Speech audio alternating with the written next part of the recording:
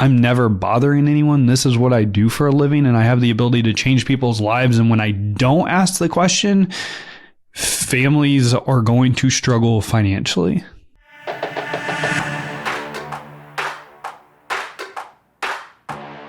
Hey, welcome to the Insurance Buzz. We are your hosts, Michael and Courtney Weaver. And today we're going to be discussing why you feel like you are bothering people when it comes to life insurance and the life insurance conversation. So this reminds me of shopping malls, and I'm going to date myself a little bit. The P&C conversation, when you start to get comfortable with it, the next step is life insurance. And it almost feels like you're that person chasing somebody down in the mall where you're like, hey, I got the lotion, put the lotion on the skin. So we're going to give our opinion on why. I love how you correlated life insurance to chasing someone down in a shopping mall. I mean, like, put lotion on the skin. You do. It's this feeling where you're like, I don't want to bother people. And I have my opinion on why I think what's up that comes up. Because we hear this all the time. Like, I hear this nonstop. Like, I feel like I'm bothering people. I was just talking to an agent the other day. He's like, Michael, I only call my current customers so much. And I'm like, why? Because I'm bothering them. I feel like I'm bothering them. How else are we going to write life insurance? What other strategies do we need? This is just not an agent. Producers, same conversation. Sales agents, every time, like, hey, tell me your biggest struggle in bringing up life insurance to a new customer. I feel like I'm bothering them. I feel like we just got the new business done, and the last thing I want to do is introduce a new product because I'm overwhelming them. Like, I'd rather just call them another time. Those seem like different problems to me. But to the core unit, they feel like they're bothering them. They feel scared to bring it up in the conversation. When somebody says that they feel like they're overworking their current book of business, my first question would be, how many customers do you have in your book of business? I mean, for real. Which is a lot. Because if you're saying, oh, I'm calling the same people over and over again, you are cherry picking. Yeah. You are not calling the same people over and over again and exhausting your entire, I mean, like, there's no way. Yeah. Unless you're probably calling people that you've had conversations with because you're afraid of bothering people that you don't have a great relationship with. Yeah. So my thing, and I understand this feeling, and I think it stems from the fact that you're not comfortable asking for what you want or what you need. So if you are somebody who will not ask for what you want or what you need in your personal life, how it shows up is you're resentful, you feel like you're doing all the work, you feel like you don't get any help.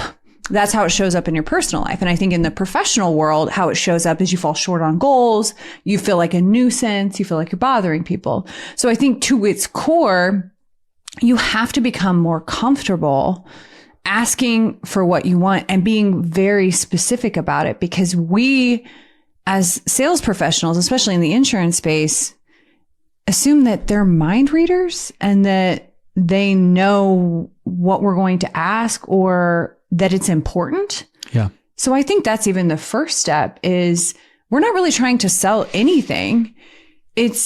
We're just educating the consumer. But I think it stems to, are you comfortable asking for what you want and what you need? And if you're not, which is a deeper question that I do not have the skill sets that I cannot dive into that.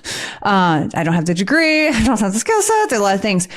But I think to its core, my advice would be, well, the only way you get more comfortable with anything is reps. And that makes me want to send nails down a chalkboard because that's the answer that nobody wants. Yeah. But I think if you feel like you're constantly bothering people, it's probably because you're calling the same people over and over again. You're exhausting your cherry-picked book, or you're not having success, or you're not having a conversation that you feel great about. So that's where I was going to go. Is you're having a conversation that you're not confident in and that you don't feel great about. I feel like people feel like they're bothering people because they don't know how to have a meaningful conversation with a customer. And what I mean by meaningful is asking the questions and going into actually asking open-ended questions to get them talking. I know that this is something I really struggled with early on in my career, and I felt like a product pusher. And so I did feel like I was bothering people when I brought it up because I felt like that used car salesman every time I brought up life insurance. You didn't feel like put the lotion on the skin. Well, maybe that too. I don't know. I don't know where that put the lotion on the skin. I just watched Silence of the Lambs. That's what it did for me. But it's so true. Like, at least me speaking personally, like how I was taught to sell life insurance is at the very end of a conversation, or, hey, when somebody calls in, let's just talk about a quick $100,000 10-year term policy, get them in, get them out. Some is better than none. Yeah. All right.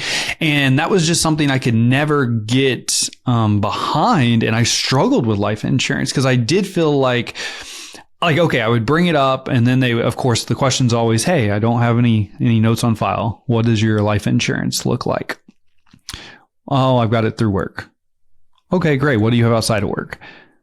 Nothing. Oh, hey, it's great that you have it through work, but let me tell you all the reasons why all of my customers also have life insurance with me, and why you probably want life insurance with me as well. You know, through work, you don't own it. You know, if you ever quit or get fired, that doesn't travel with you. You know, when you retire, I can hear your scroll of features and benefits.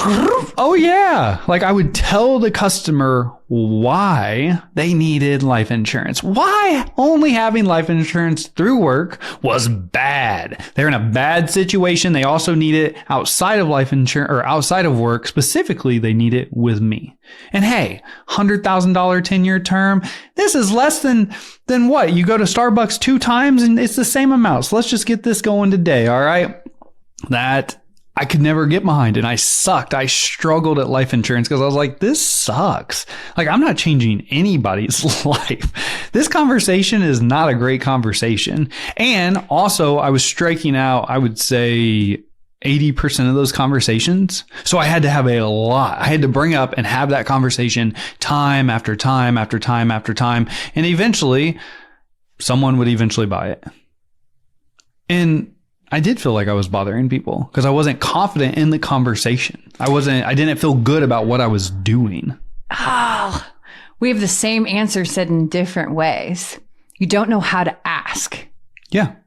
So how do you ask? Well, it's not even the ask. It's after the ask, what does the conversation look like? Okay. To where I'm not telling the customer, because that's when everything changed for me. From a life insurance production standpoint, me enjoying what I did as a professional, that's when everything changes. The ask can still be the same. The ask can still be, hey, Courtney, before I let you off the phone today, I don't see any notes on file regarding your life insurance plan. Tell me, what do you have through work? Okay, so I always like to assume now that they have it through work because that's the number one objection that I always received as a life insurance sales professional was, well, I got it through work. I'm good. So now I like to assume they have it through work. Then it's great. What do you have outside of work? Nothing. Okay. Now this is where I changed my philosophy. So now instead of saying, well, hey, I'm glad that you have it through work, yada, yada, yada. It's, hey, well, let me ask you a question real fast. Do you consider yourself responsible for providing for your family financially? So I'm going for that, hopefully, yes answer right away. And when they answer, because if somebody answers no to that, I automatically know that's not a customer that's going to be an ideal customer for life insurance. And I'm not here to convince customers that they need life insurance. If somebody doesn't want to take care of their family, or they don't feel responsible for providing financially for their family, that's not an ideal life insurance customer that I want to work with. However, 99.9% of the times, I'm going to get a yes to that question, in which then it's, well, hey, tell me a little bit about that. What do you mean by you're responsible for providing for your family financially? What does that look like in your current situation, providing for your family financially? So that's when I go into the tell me about that, or the why is that important to you, and getting them to actually explain what it looks like to provide for their family financially. And then obviously I followed up with the question of, if something happened to you today and you passed away, would you still feel responsible for providing for your family financially? Which is typically a yes question, in which then I dive into it. Tell me about that. Why would that be important to you?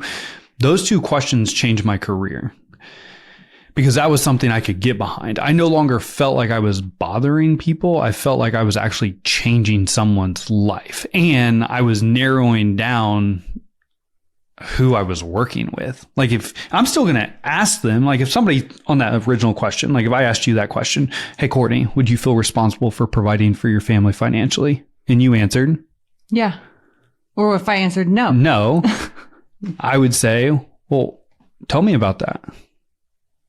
So even if they answer no, you still ask them to. Yeah, I'm going to be like, why would you not say that you're responsible for providing for your family financially? Because I want to know. Oh.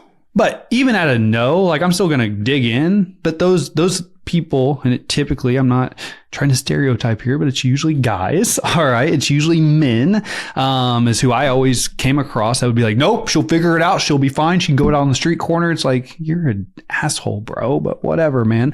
It's not. We got to start turning tricks. Yeah. It's not my job to convince this guy or gal. All right. It's not my job to convince them that they need life insurance. Whereas before, I always felt like I was convincing people that they needed life insurance. I felt like I was talking till I was blue in the face.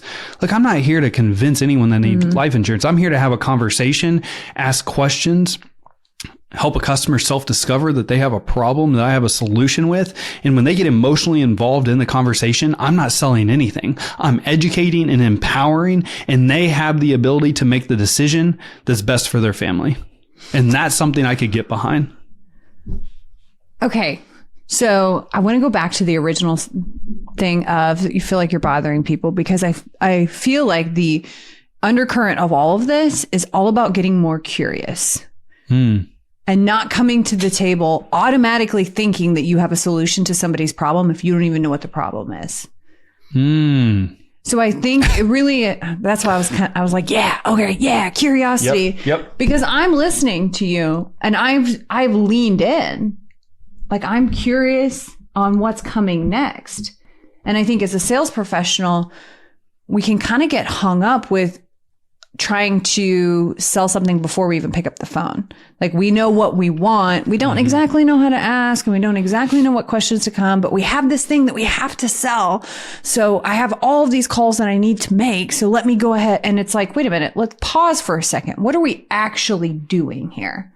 Yep. Curiosity. Yeah. I think it comes down to being more curious. I also think that, again, this is such a boring answer, but getting more comfortable being uncomfortable, asking the questions that nobody else is asking, that might make you feel like I don't want to bother them. I don't want to inconvenience them. This was a thing with prospecting. I would hear this a lot too of, I don't want to bother them. They're at dinner. I don't want to call them at this time. They might be eating. I don't want to call them at this time. They might be going to the bathroom, or they might be on their break, or there was all of these things. And it got to the point where it was, if they answer the phone, they have time. You've not interrupted their day. They have made a choice to answer the phone.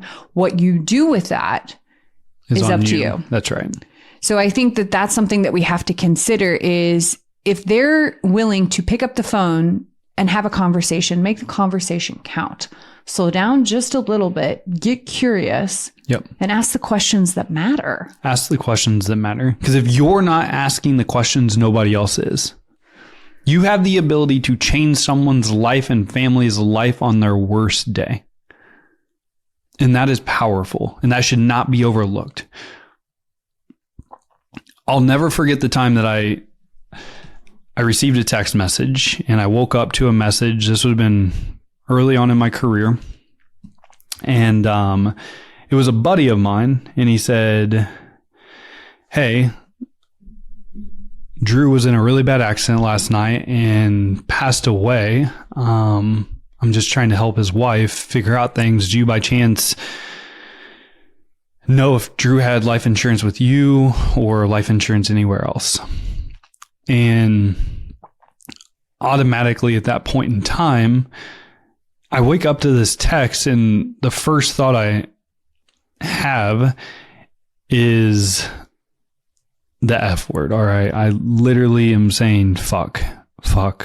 Like, I jump in the shower. The thought just keeps running through my mind because I know that Drew, I had a conversation with early on in my career, and I asked him about life insurance, but I didn't push it because I didn't want to bother him.